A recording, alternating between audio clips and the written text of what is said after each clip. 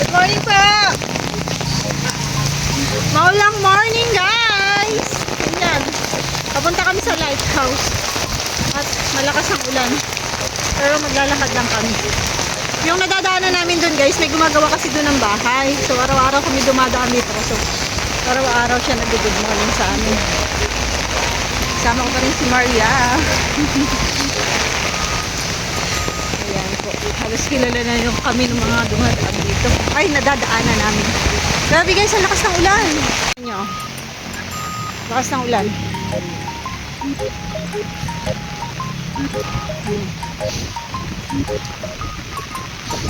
Naku, mababasa na tayo nito. Buti na lang malaki yung payong ko guys. Baha! Agoy! Mali pala yung daan namin. Ayan sa gilid. Dito sa ano. Baha pala dito sa aming dinadaanan na shortcut.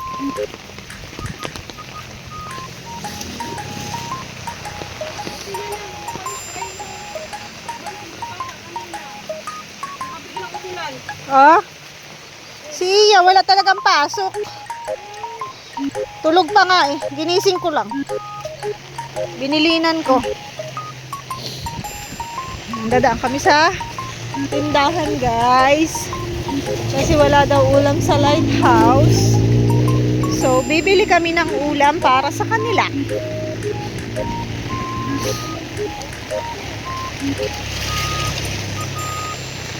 Ito yung aming sukang tindahan. Pwede dito wholesale, pwede rin retail. Sopas dun. Magsopas tayo? Oo. Ano lang naman, di ba? May sopas kasi dun. Anong tawag dun? Anong ang tawag dun? Gatas. Gatas na iba, guys. Kasi may sopas dun sa ano? Sa lighthouse. Ayun.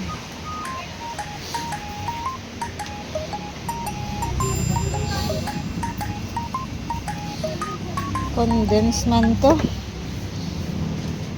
Ano naman siya nakapak. Walang ibap. Yun, ibap. Yun. Alaska ibap. Alaska, baka naman. I need to buy panty liner.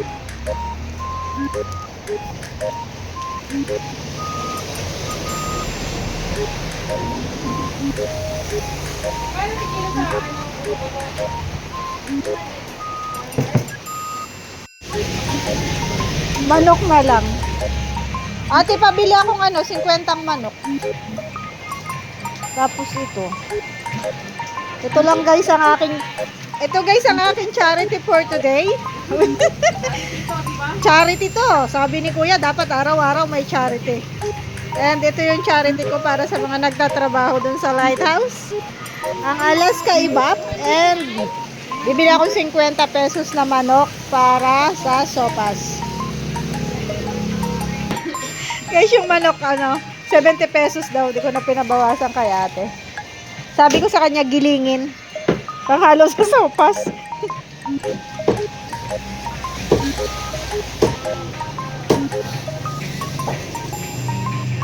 Masarap kasi ngayon magsopas kasi malakas ang ulan, no? May sopas pa po dun sa... Ay, patis pala! Patis. Walang patis dun. Ano patis sa sopas?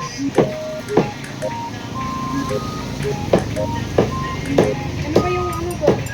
Ano yan, tiputin ko na lang ha? Para hindi natatapon. Ito sa akin, te. Saka yung Yung lumalakas yung ulan, guys, oh. Ganyan. Tapos mahangin. Wala. Malakas yung ulan, tapos mahangin na.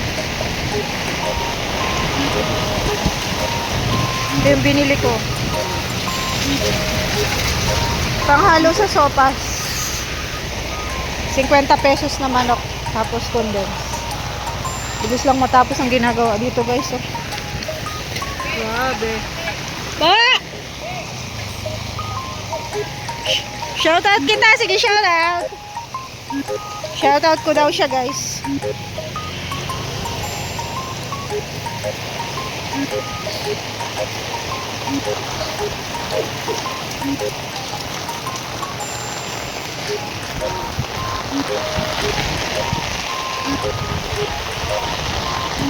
Grabing ulan.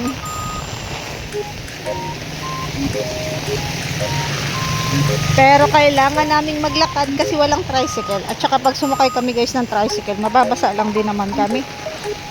So lakad na lang, exercise.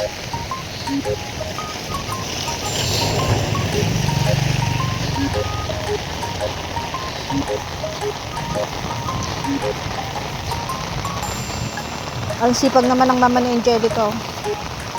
Sipag ni ate! Kahit maulan. Mama po yan ni Angelica. Yan. Matagal na po silang nagtitinda dyan ng kakanin. Since since dumating pa ako dito sa Dait, dyan na talaga yung pwesto nila. Napakatyaga nila dyan magtinda. Diyan ko rin po unang nakita si Angelica. Nag-ano po siya dyan. Nagtitinda ng kakanin. Ano? Tingnan niyo. May mga patanim po kasi ditong malunggay si Maria. Wag yun, malayo. Marami pa dun. Pupunta ka pa dun sa malayo eh. Kukuha na po kami ng malunggay. Para may halo ang ate. Ito Maria. Ito. Kaso di ko mahawakan. Ayan Ay.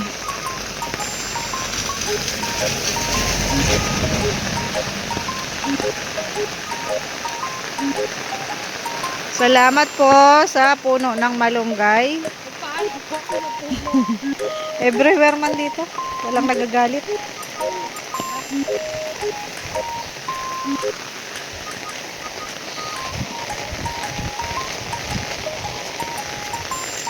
Mahirap kasi guys pagdating doon saka pa kami mag-iisip kung anong ilulutuin.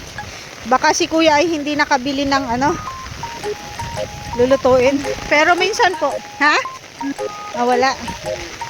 Pero minsan po mayroon si kuyang yung binili na. Maulan ngayon, hindi siguro nakalabas. Kaya walang lulutuin doon. May nadaanan naman kaming pwedeng bilihan. So, bibili na kami.